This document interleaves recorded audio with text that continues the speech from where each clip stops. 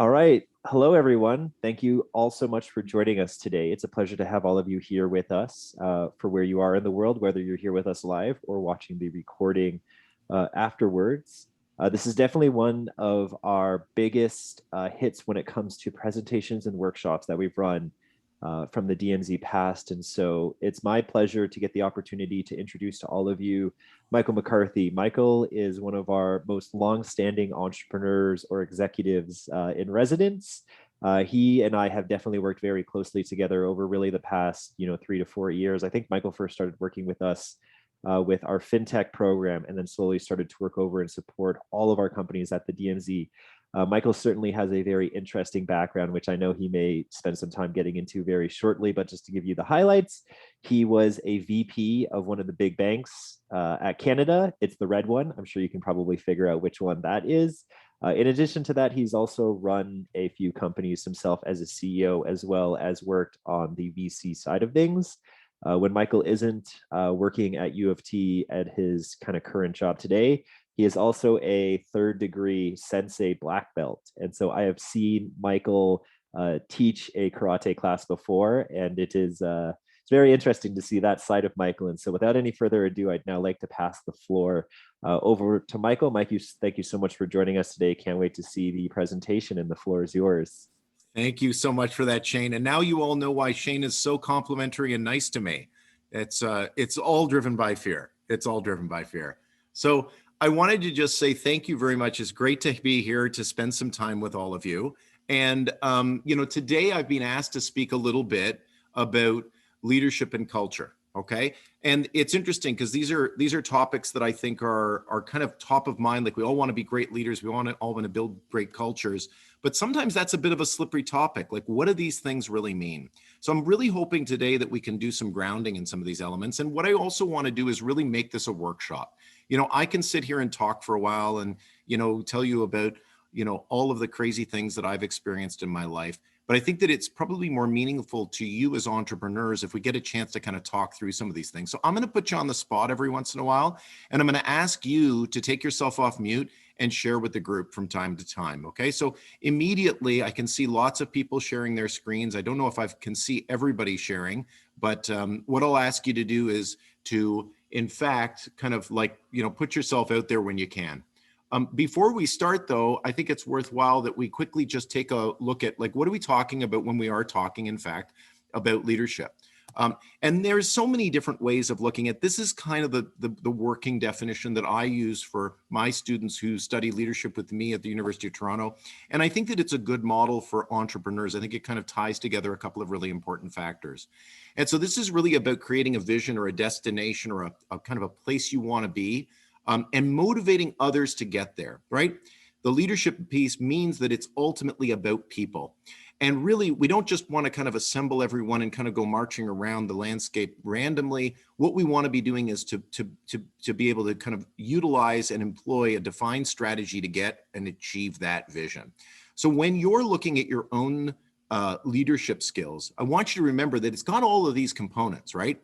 As an entrepreneur, you've got to be visionary in terms of the outcome that you see and the impact that you expect to have on the world. You have to have a sense of what that means for your actual business. And then you've got to figure out, if this is how we're going to address it, how do I convince everybody else that they should be doing it this way? Okay. So with that, and Shane, good introduction. I want to talk first about courage. And this is a strange leadership attribute. I think it's actually the single most important leadership attribute. And when we think about all of the things that you've done to get here, you've already started off by taking a shot, by taking a chance, by perhaps rejecting a more, a more certain, lower risk career to decide that you're going to do your own thing. And that takes courage.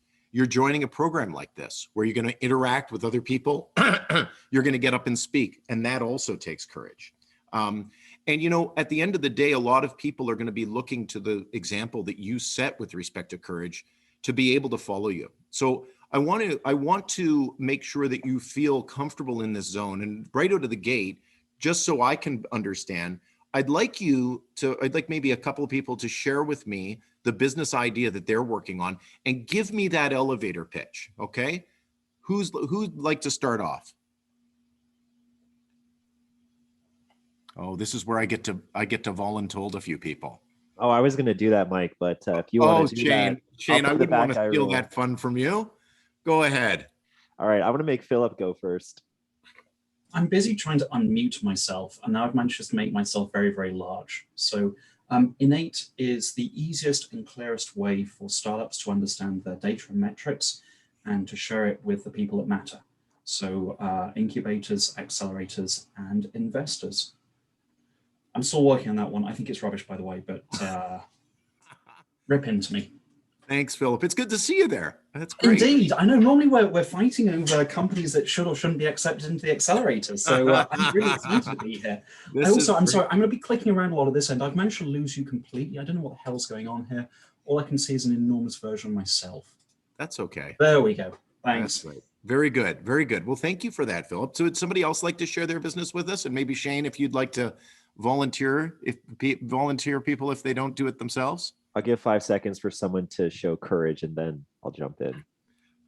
It's not boding well for my first topic, by the way. I'll go Shane if no one wants to. Go ahead. Go ahead. So we'll do Alan and then Mohsen. Yeah, so I'm Alan. I'm one of the co-founders of SoftDrive, and we're putting the personal computer into the cloud. We're helping businesses run their demanding high-performance software on any device, wherever they are. Very good. Excellent. And then Mohsen. Yeah, so my name is Mohsen Ambani.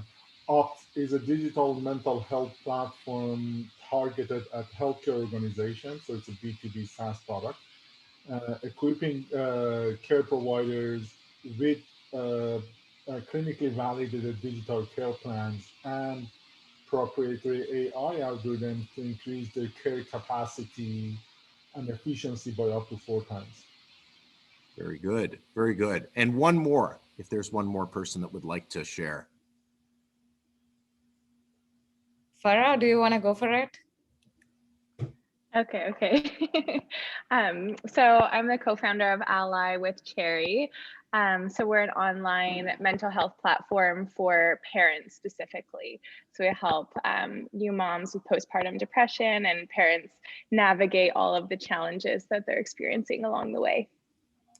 Fantastic. So these are great pitches. I think despite Philip's self-criticism, I think everybody did a really good job. And I would like to say that one of the things that really came out was this sense of vision. Like, you understand how you're changing the world, you understand your why. And that's absolutely fundamental. And it's a good test as well. Always go back to, like, is this compelling?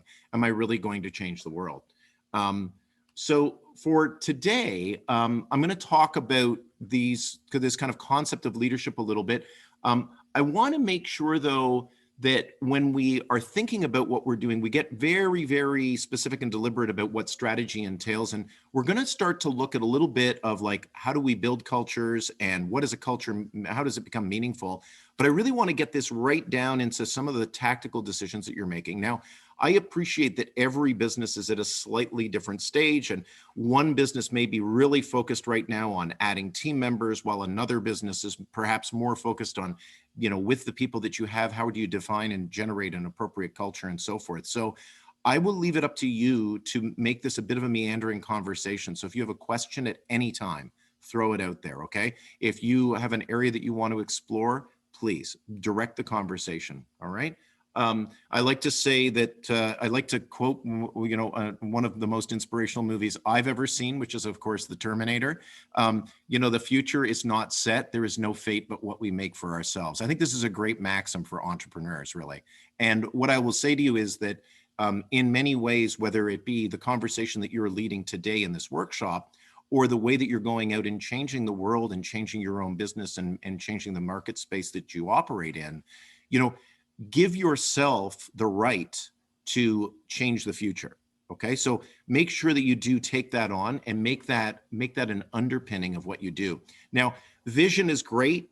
Plan, that's wonderful. And I think that it's absolutely essential, this conversation, but most businesses don't fail on visioning. Most businesses fail on execution.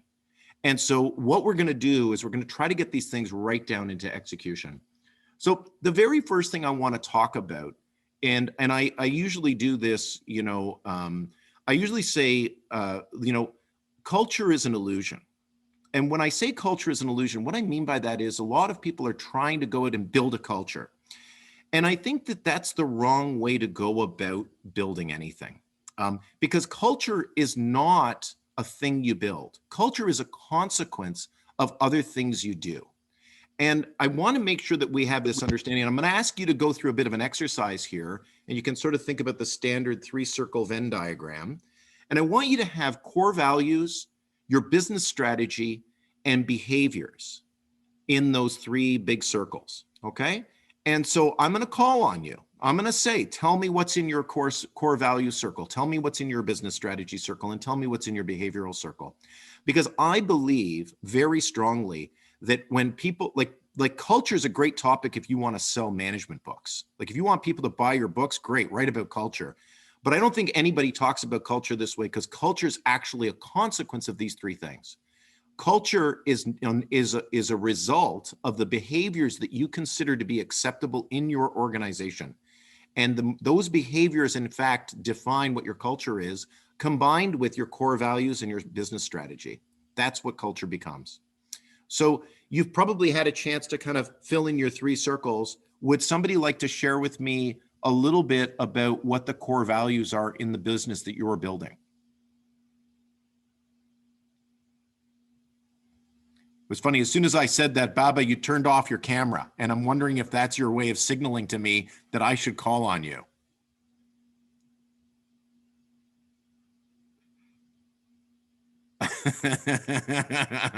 Maybe it's a signal that his internet connection isn't strong.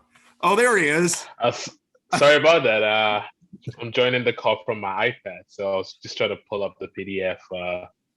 No worries. I was just asking about your business, Baba. I was just wondering if you could talk to me about, and pick one that you like, either behaviors, core values, or business strategy, and just tell us about your business and one of those three pieces. Yeah. So for our business, we market to small businesses. So part of our strategy is to be very simple and clear in everything that we do, especially because lots of the businesses that we market to, this is their first foray into technology, as well as, their mom and pops. So the clearer we can be as possible, the easier it is for them to understand our value proposition and what we can bring to them, the better it is for us to be able to sell to them. So that's one of our core strategies. In terms of the values, we like to move fast, break things, and really, really push the boundaries.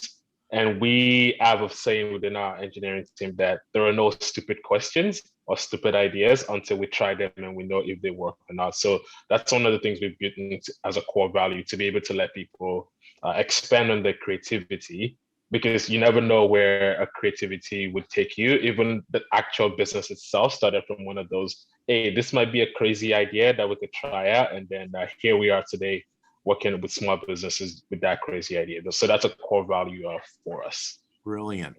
Brilliant. So actually, I'm going to work with you just for a couple of minutes here, Baba, because that was a nice consolidated introduction to your business. And it gave us a chance to hear a little bit about your strategy, your core values, and maybe even a little bit about your behaviors too. So strategy is a really interesting thing. And Baba, in your case, one of the questions I would ask you about your strategy, because strategy tells us what we should be doing, right? It tells us where we're going. Most importantly, strategy tells us what we're not doing, right? So when we think about we're marketing to small businesses, and we're going to do this in kind of a succinct and clean and simple and straightforward way, the question that I might ask is, what is it that you're not doing? Like when people start going off in a particular direction, how do they know that they're outside of the circle? And the other half to my question is going to be, how do you differentiate your business versus kind of like all the other advertising agencies and marketing agencies that are out there that normally help people with these things?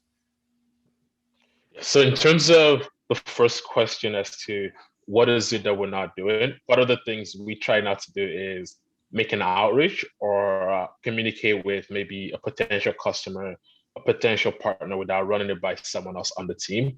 We have someone on our team who their background is not technical. They come from the meat manufacturing, meat packing industry. So we use them in a way as our guinea pig for every communication to make sure it's very simple. So one thing that everyone knows on the team is you don't send anything out without talking to that person.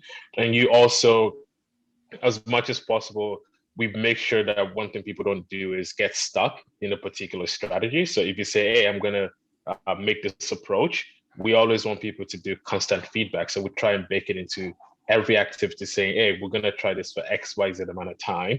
If it doesn't work, or even if it's working, you have to look to see if you can optimize it. If it's not working, then you have to be willing to change. So we make sure one thing people know they're not supposed to do is go in a certain strategy and be unwilling to change or be inflexible in the way they move forward.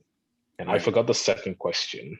That's okay. I love what you've just answered. I just wanted to say, you also said something in there that's really powerful, and I think everybody should take note of, which is you sort of talked about how does that strategy manifest itself in the way you actually work, right? So, and what you said was, hey, like if we want to be relevant to particular industries, we have a domain expert on our team. You don't go pitching until you've talked to the domain expert.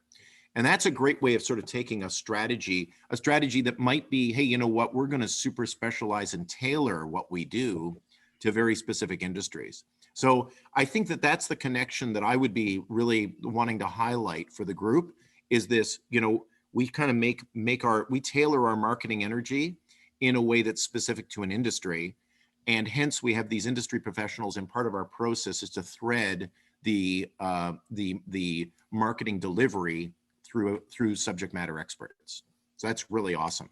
Maybe why don't I see if somebody else would like to share with us their, and again, just you can feel free to talk about one or more of the core values, business strategy, and behaviors.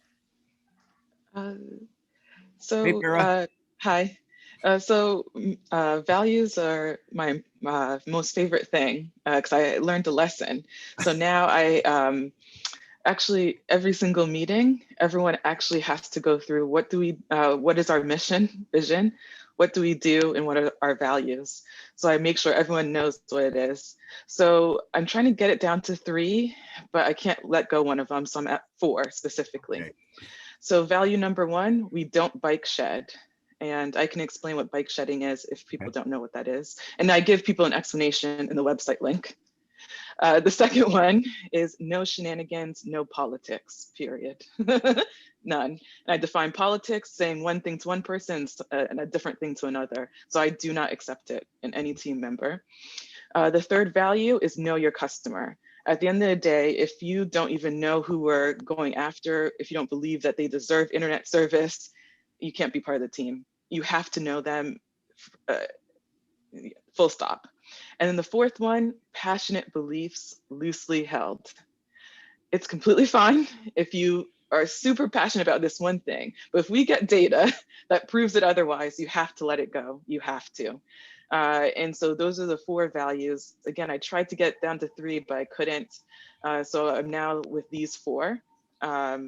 Yes. Farah, I don't know what bike shedding is. Can you explain to me what that is? Yes. So basically the question is, why should you care what color the bike shed is? So you walk by your neighbor's house. You shouldn't be arguing if they're painting it red and you think it should be painted green. It's on greener grass. They're building a bike shed.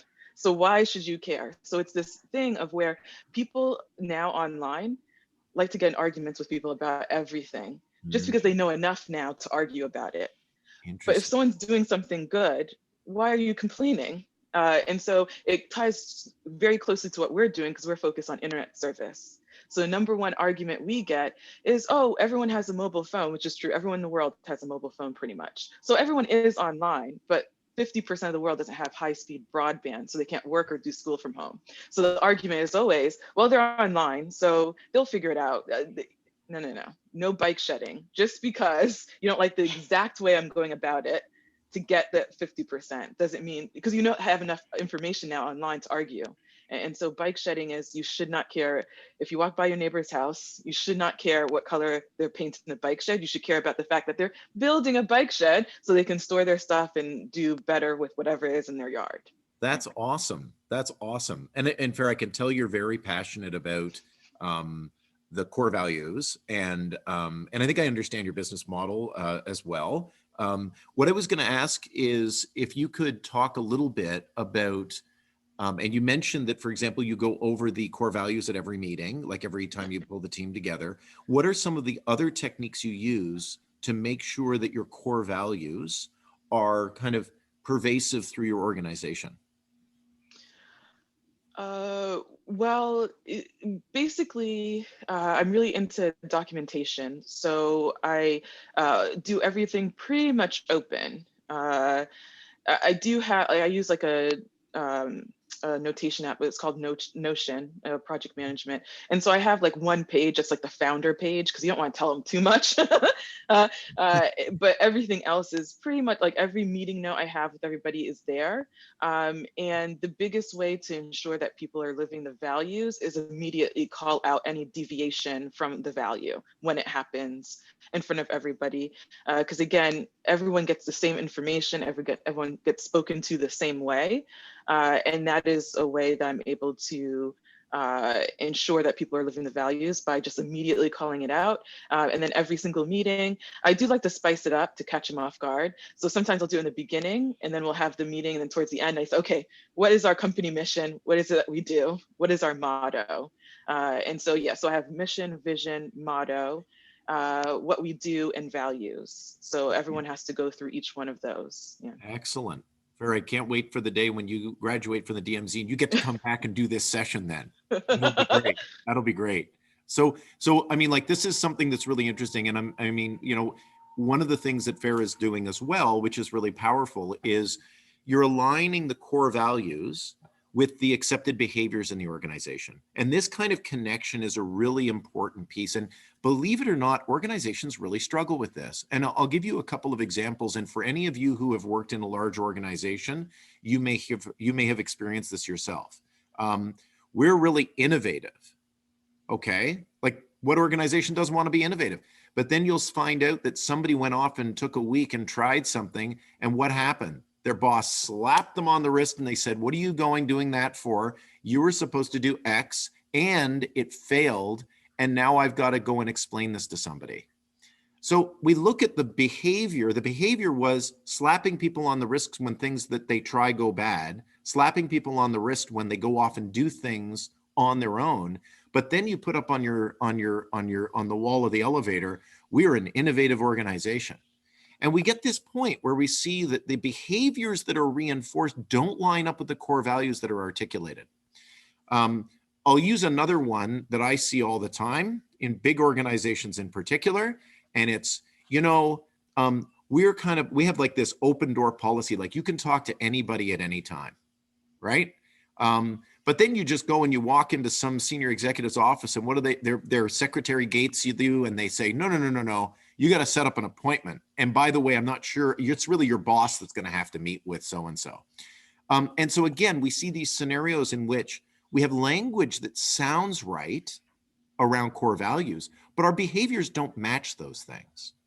And what I'm going to say to you is that anytime you see the core value, business strategy, and behaviors not actually interlocked, you've got a recipe for failure, right? Because there's no way, like if you're, for example, intending to grow new products, and that's how you're actually your business is going to compete in the future, but you stifle innovation, it's just not going to happen. And so you're probably going to fail at that, okay? So as you go through, I think, like, you know, some of the lessons there that both Baba and Farah were sharing with us are really important in terms of making sure that all of this stuff interlocks and that we've got a coherent approach to culture. Would anybody else like to add into this conversation about their own organization in terms of core values, behaviors, or business strategy and behaviors?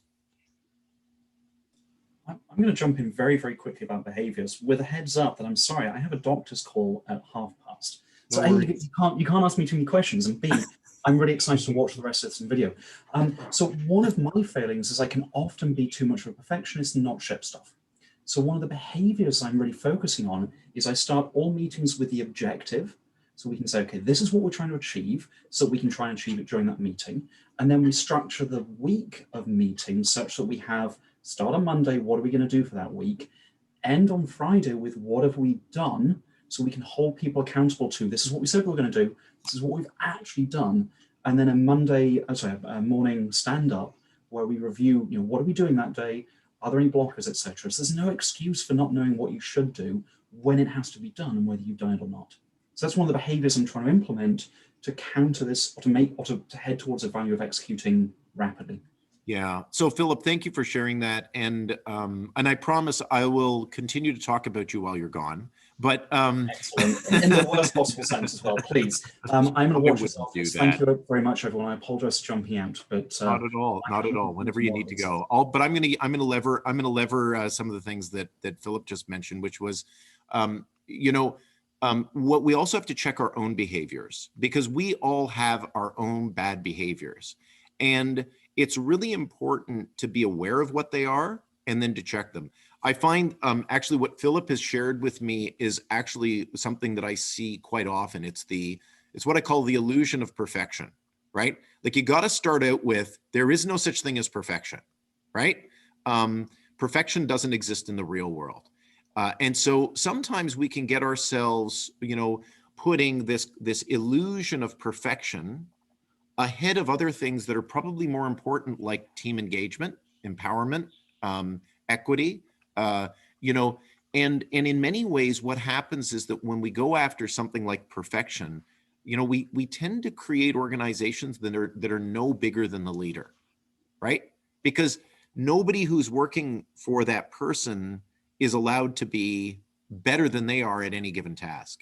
And I will tell you this, for me personally, this is one of my secrets to leadership, is that I'm pretty bad at just about everything. So anybody I bring on the team is better at me with respect to financial forecasting, marketing, operations, coding, like everybody else is better than me.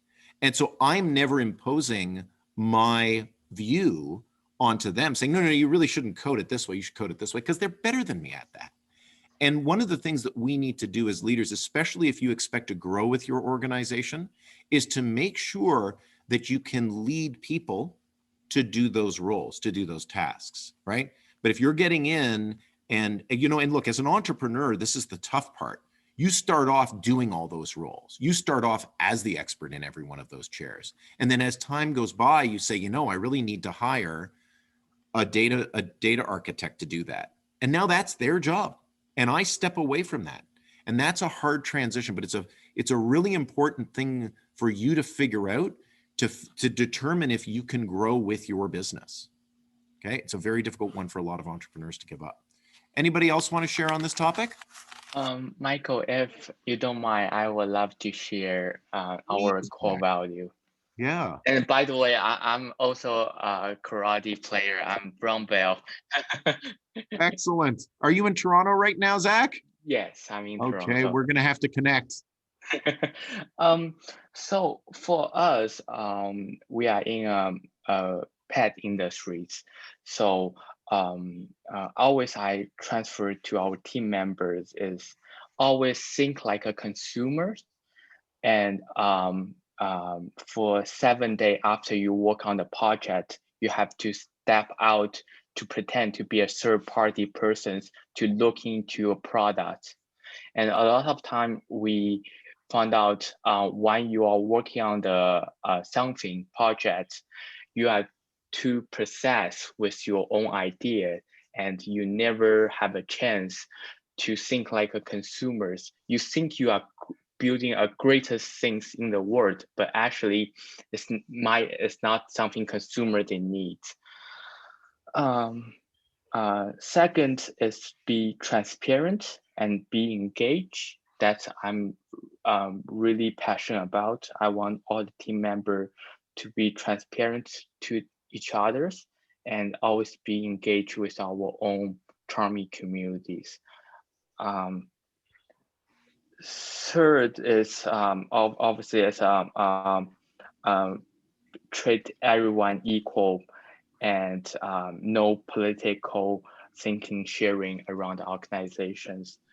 Fourth is I always believe you're always gonna bring someone smarter than you, more expertise in that area, so the organized can be success together. So that's our core value from Charm. Excellent. That's fantastic. And Zach, those are like, there's some really insightful things that you said there. One of the things that I'll encourage you to think about as you go down this road is to create examples, right? So when we use a word like transparency, what do we really mean by that, right? And so sometimes the example helps to clarify. For example, you're writing software and maybe there's like some secrets to our code. Do we just publish that on the internet? No, we don't mean that by transparency, but somebody might interpret it that way. So when we're using any one of these terms, it's really important to back it up with both positive and negative examples of what do we mean by transparency, okay? Or any of the other concepts, because they're all valuable ideas, but they can also sometimes be misconstrued in terms of what are we talking about, right? Equity may not mean that every single person in the organization gets paid the same, right? But it may mean something else in terms of, you know what, we're going to make sure that people doing the same job get paid the same thing. And so we want to make sure that we understand what we mean by each of these terms explicitly and that it's open and talked about. Very good. Excellent. Yeah, thank you, Michael. Nice. All right. So let me see if I can do this. Oh, that worked. Okay. So we're going to talk a little bit about envisioning the future. And one of the things that sometimes happens for entrepreneurs is they're very, you have a chance, especially through a program like this, to sit down and contemplate what's your vision? How are you going to make the world a better place? You think about your strategy. Okay, we're going to differentiate by, approaching the market from this unique perspective, or because our technology does something that nobody else can do, right? And you think about the day to day, like, okay, so like the customer called in or the network is down, and we're thinking about a lot of that. The one thing that sometimes becomes problematic is between sort of the chaos of the moment and achieving the vision, we need to plan effectively. And so one of the things, and again, you've got a bit of a workbook here, you can use that anytime we're having any of these conversations, but we want to think about like, what is it that's going to happen over, say, a 5-year horizon? And so it's really useful to start to think about like, what is it that we're going to be as an organization in, say, 3 or 5 years, okay? Now, as an entrepreneur, you also need to have a certain amount of dynamism with respect to your thinking and understanding. Like sometimes, Farah, I think you said this, like sometimes the data points you in a different direction. You got to go in that direction. So when we start to think about, say, a 3 or a 5-year plan, and I'm going to ask you to make sure you do this right now, I want you to think about like, what are the things we know about our business in 3 to 5 years? And by way of example, you might say, well, we'll have double the customers. We're going to be in, selling our product in 2 countries. We're going to be, even something like in terms of the amount of publicity that you get, right? You're going to be on the front of Forbes magazine. But like, it's really useful sometimes to start to think about like, what do we consider to be a reasonable goal? And look at it on an almost an annual basis. Like, what are the things that we need to do? And if you plot that final kind of 3 or 5 year goal, think about what are the pieces that need to occur between those 2 points, and then make sure that you're achieving it. So I want you to reflect on this, because I'd like you to share with me where you think you're going to be in 3 to 5 years. And I want you to share with me where you're going to be in terms of anything that's particularly remarkable to you. Could be, how big's the team? Could be, what expertise do we have? It could be, how much money have we raised? It could be, what do some of our financial metrics look like? It could also be, though, how have we changed the world? It could be something around where have we fit in to the competitive landscape? Okay, so in your terms, in terms of the way that you look at yourself over 3 to 5 years, share with me where your business is going to be.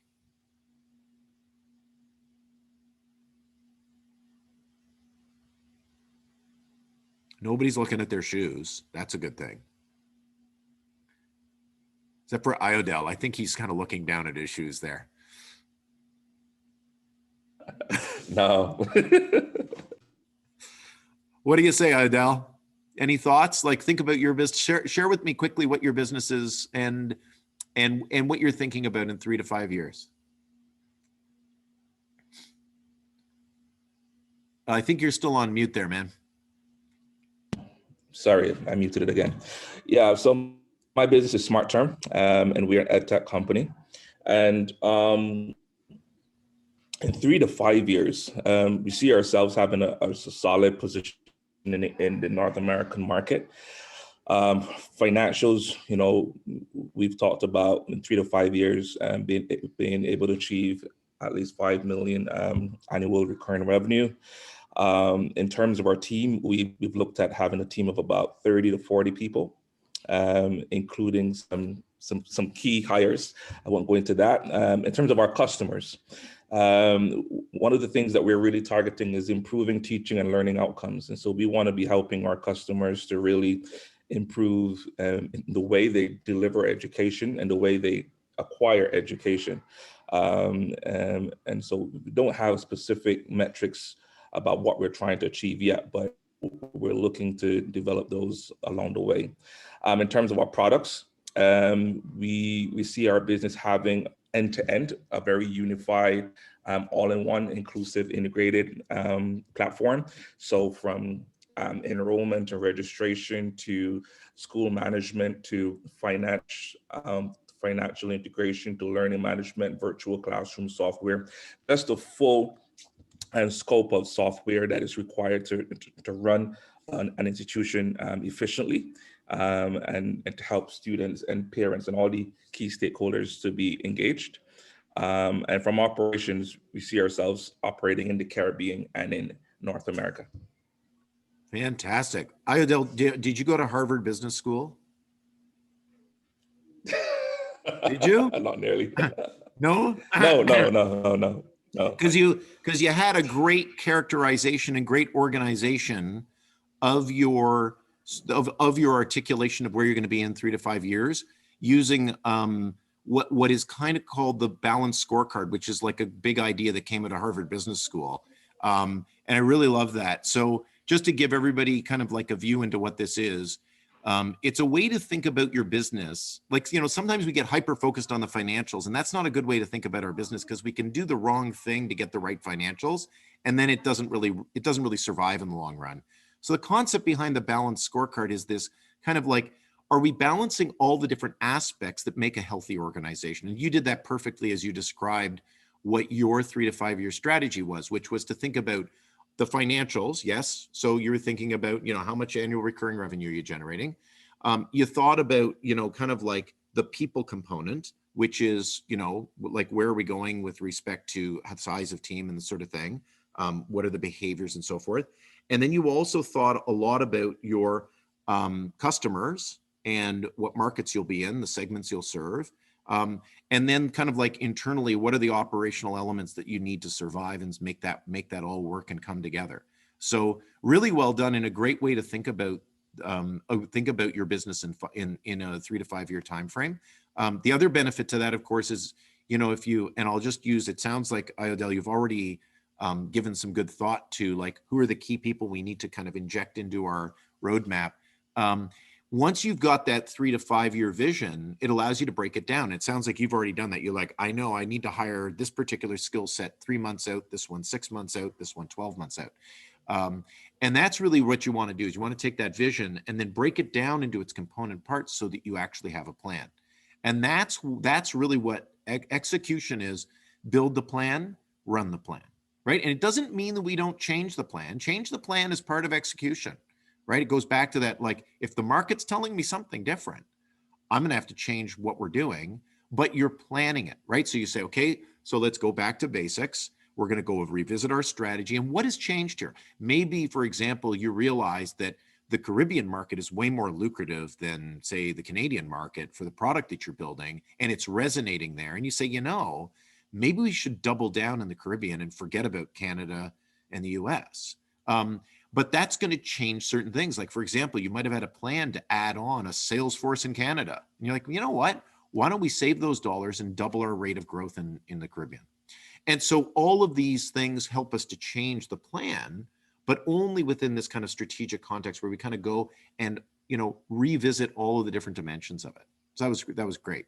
Anybody else like to share their 3 to 5 year vision?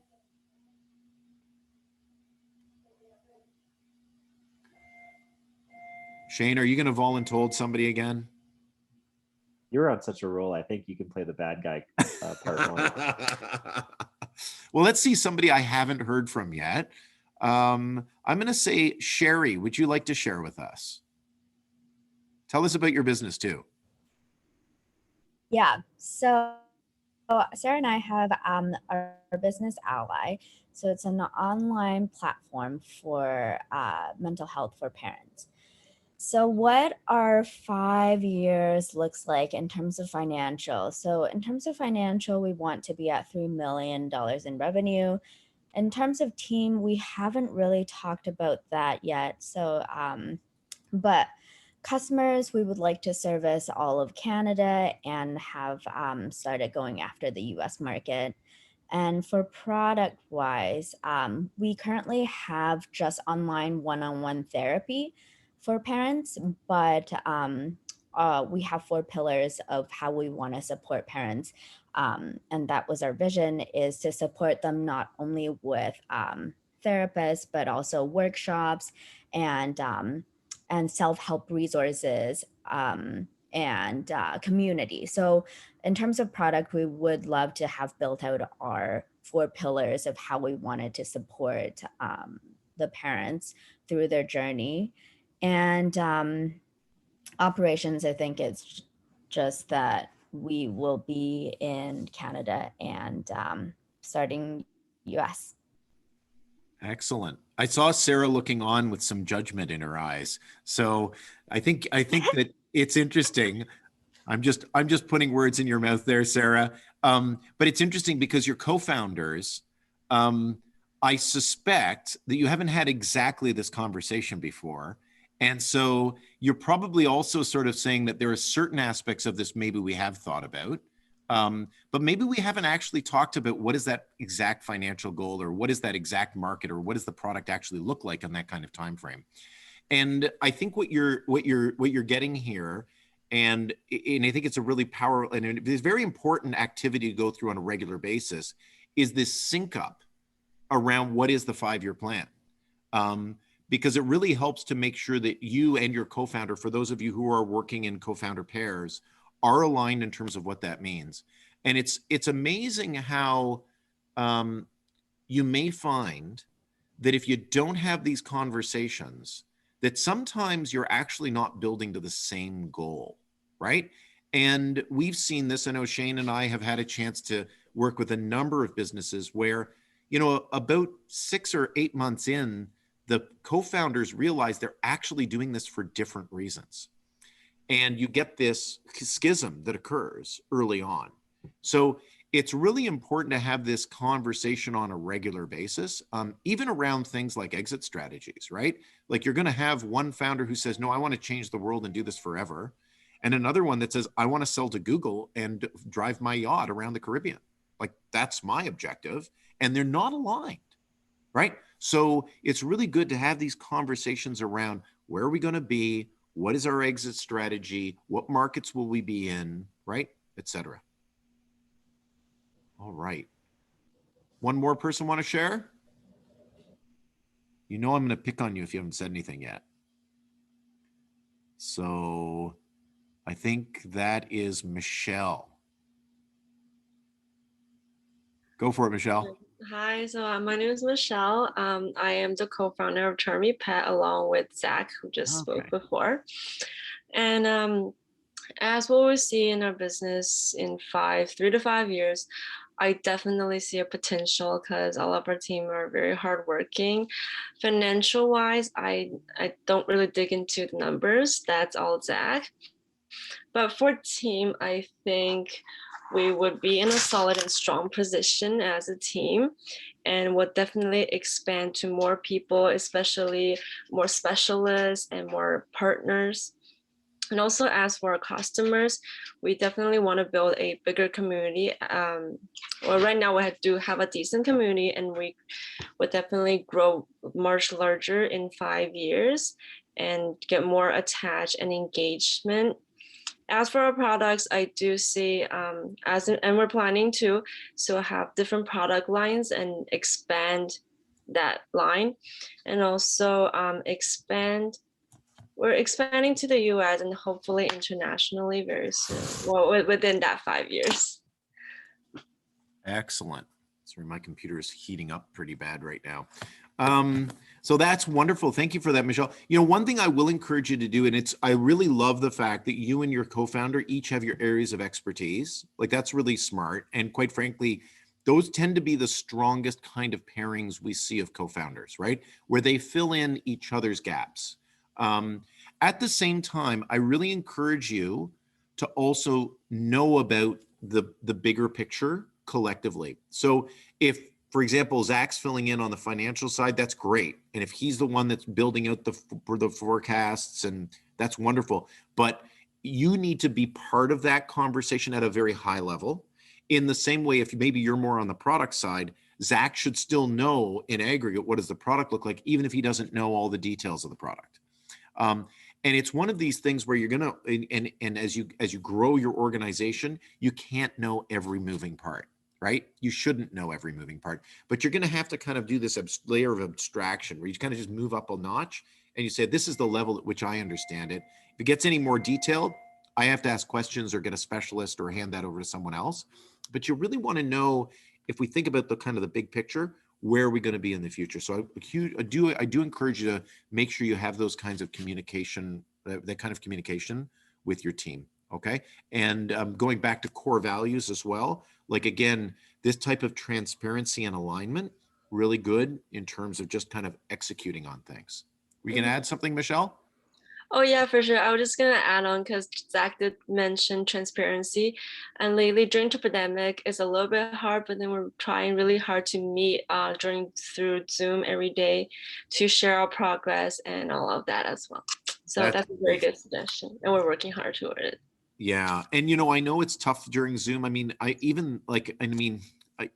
Shane and I have worked together for so many years, and I think that we've spent hours and hours and hours together in like small boardrooms with entrepreneurs and, debating things and seeing presentations and, and there's something that's really hard about moving that experience online. Now, I will tell you, I think the DMZ has done a remarkable job continuing to create this kind of environment of true kind of like connection and intimacy, even though we have to do everything electronically. Organizations are struggling. Educational institutes are struggling. Like, everybody is struggling right now.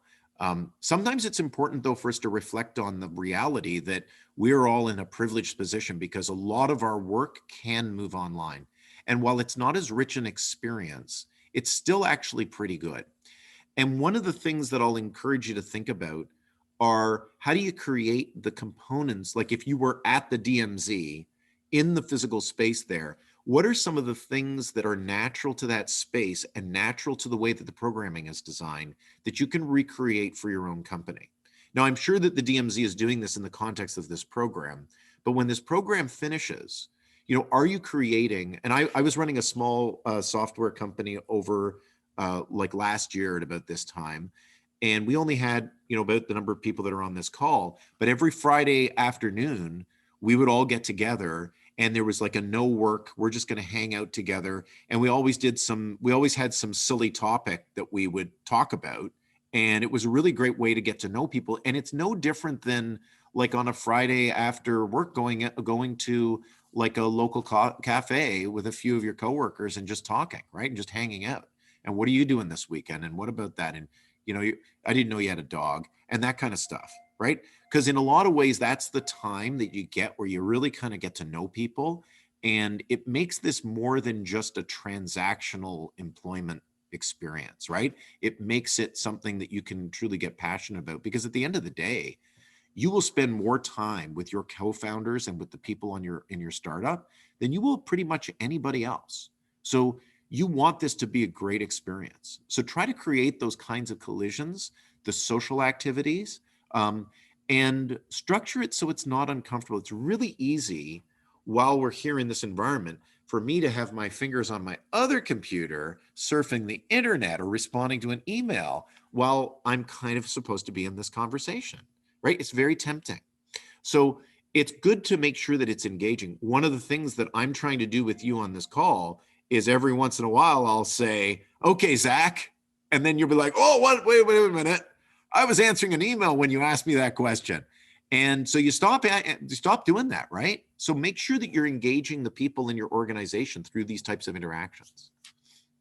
And I think one of the things I'll just quickly do, Mike, is just do a quick time check that we're about 6 minutes until 2. And I know we all have to jump off. So just doing the quick check for you. Well, you know what? Like, I mean, I can talk about this subject for like 3 hours. We could make this a 3-hour seminar, but let's not do that. Since we only have a few minutes left though, Shane, why don't I suggest this? Why don't I just stop talking and let you ask me questions? And when he said you, he meant all of you, not me. I've asked Mike enough questions in my life. Hi, Okay. hi, Michael. Thank you. Oh, go ahead, Aaron. Go ahead, Seth. I can ask after. Okay. Go ahead. Yeah, I thank you for your time today, of course. I had a quick question, or maybe I need some insights regarding the core values. As a company, of course, we have, and I'm with Smart Term, which Idle introduced.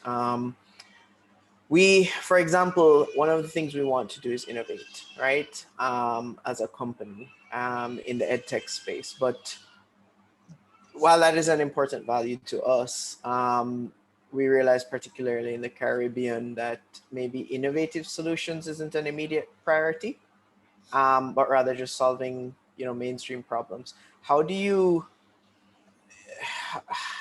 I word this? How do you kind of consolidate between, well, one, do you have to be working on all your values all the time, or can you say, hey, this is a value, this is something we want to work towards, but we need to get there, and right now we focus on some of our other values.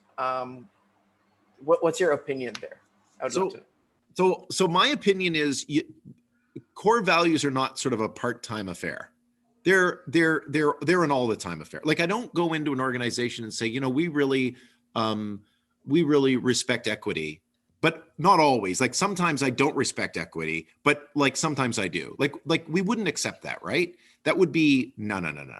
So I think what you're discovering, though, and this is a really powerful thing, is that what you're finding is that your strategy is in conflict with your core values. And so I think that it's forcing you now to say, which of these is wrong, or which of these needs to change, or is innovation really what we mean? Maybe innovation is the wrong word for what we're talking about. And what I'll encourage you to do is to talk a little bit about, when you say innovation, what does it mean on your platform that you're building that does align with your strategy? And you might actually say, well, actually, when we talk about innovation on our platform, what we're really saying is, we want to use modern technologies. We want to make the code such that if somebody has a modification to make, it can be refactored quickly. And then all of a sudden you say, maybe innovation is the wrong word. Maybe malleable is the right word. And so now we want to create a malleable organization and not an innovative organization. So replay for yourself, what is it? What are the behaviors? Like, what does it look like? How would I actually accept somebody doing a certain thing and want to encourage that? And then that's probably the core value you're going after. Okay, thank you. I don't know if you had something to add, Ida. Yeah, I just wanted to touch on what you just asked, because one of the things that we found in the Caribbean is, even though, we want to be innovative in terms of using, modern technologies and being the cutting edge of advancement therein, one of the things we found is that, what's more valuable to the organization is more business model innovation in the Caribbean as opposed to product innovation. And so, but I don't want to digress too much. The question I had was, okay, so we've organized ourselves in terms of having our core values, our vision, etc., our behaviors, and our strategy. In terms of communication, this word came up a lot. How often would you suggest for a startup? Everyone is so busy, everyone is so caught up with all the different tasks and all the different hats they have to wear. How often would you say we need to, to communicate? How often would you say we need to inspect our objectives, our strategy, strategies, etc., to determine whether they need to change or shift. Just how do we, as we go along, ensure that everyone is aligned and everyone is, well informed? Yeah, great question. So, one of the things I'll say is when it comes to communication, it does depend on how big an organization you are, right? So I'm working with a 4,000 person organization. They do communications very differently than you'll do when you're a 5 to 10 person startup, okay? But because it's a small group, it makes it easy to communicate. What I will encourage you to do, though, is communicate in various ways, because people hear things differently. Like a weekly email or a monthly email that goes to the whole team that talks about what did you accomplish, what are your core values, reinforces strategy, talks about some of your wins. Great idea. But also like a weekly stand-up at the end of the week. I usually do it something a little bit social, but then like use it as an opportunity to recast some of the messaging around what's going on, right? So doing that with regular cadence is good.